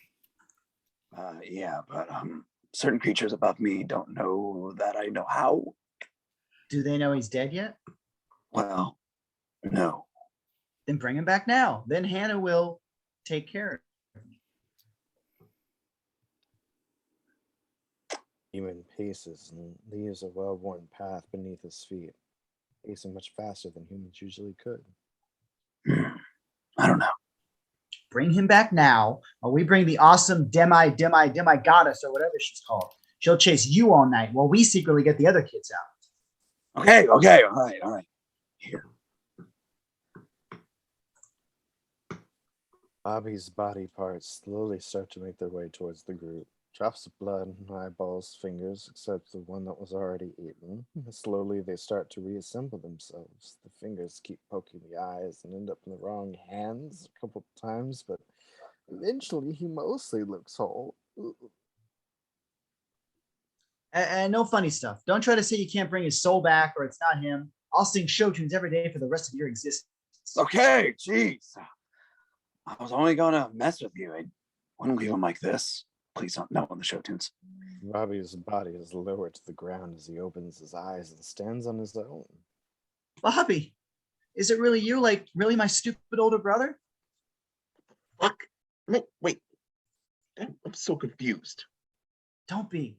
You promised to take me to Disneyland, and you now basically have to do anything I say for the rest of our lives. As Bobby starts to walk towards Billy, the demon does a Darth Vader grip and stops him. Even though he's not touching Bobby, it's very clear that Bobby cannot move and is in pain. Not so fast. You get him, I get her. Virgin sacrifice. Shoves Hannah towards the demon. The demon shoves Bobby towards Billy, who tries to get his kid brother to run with him. No, dude, we made a deal with him. I'll explain to him what's up while you two do whatever it is you're gonna do. Shit. Hannah and the demon walk inside. He's much more excited than she is. She doesn't seem all that scared. Kate, where the fuck is this going? Billy explains to Bobby the history of the demon, what they promised him if he lets them live. So I say we pack all the food and all the stuff we can carry and hike into town so that we can call our parents and go home. We'll figure out how to keep the new camp running after that. Well, shit, man. You did good. Throwing Hannah at him? That was pretty savage. Desperate times. So we could get everyone out of town, or we could run to camp. Show Mom and Loser that we can handle ourselves. They'll let us hang out more and we can keep coming here all the time. Hopefully, there doesn't always have to be demon food up here. Come on. After you take me to Disneyland, you're not going to want to hang out with me anymore. Bro, you saved my life. Give me a new one. I have to. And even if I want, I want to a little bit. Okay, so you're gonna get on my nerves. You spend every day together, but we can do a monthly thing, maybe weekly, especially in the summer. Hey, Bobby. Yeah. Who are you gonna get to come up here to feed the demon? I don't know. Bad people. Like who?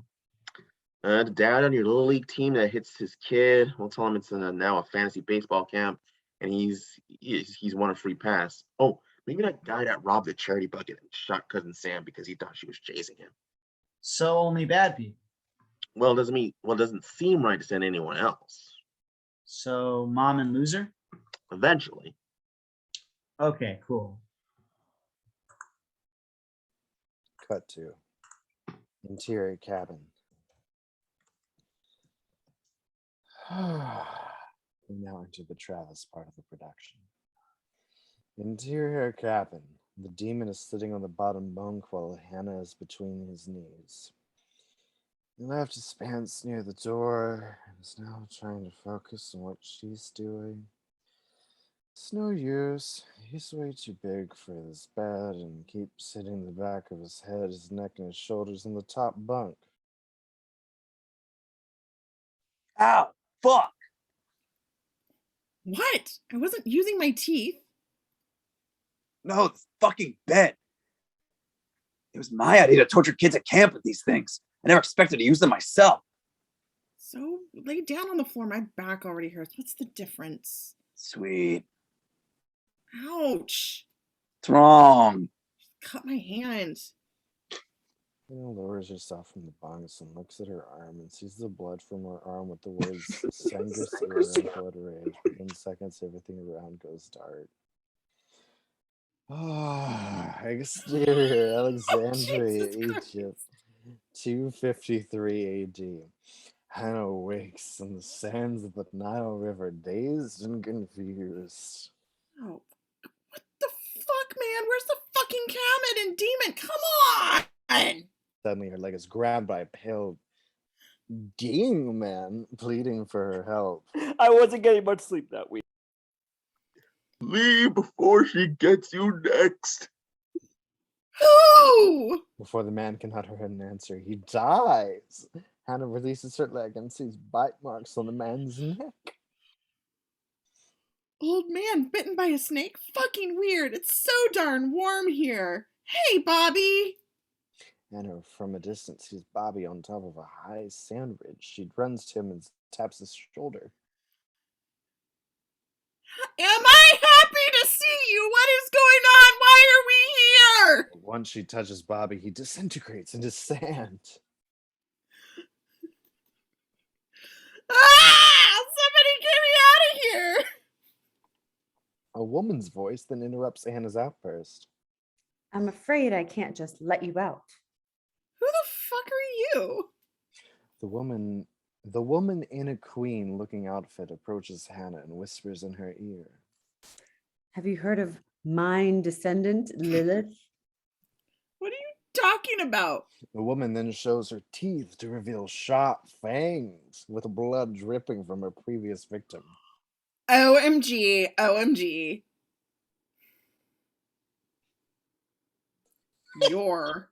Look me up. Fuck me, Travis. Apostrophe R-E. I know.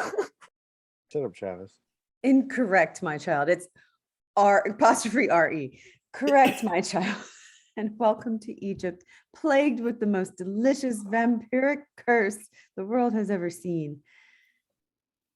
Hannah, in shock, slowly begins to back down the ridge when she suddenly falls through the sand into a Temple of Ramses, 1817 AD. Hannah awakes in dark corridor room and sees sand downpouring and sees light break through and hears an Italian man explorer, Giovanni Belzoni, yells, We have finally reached the tomb of Ramsey Gentleman.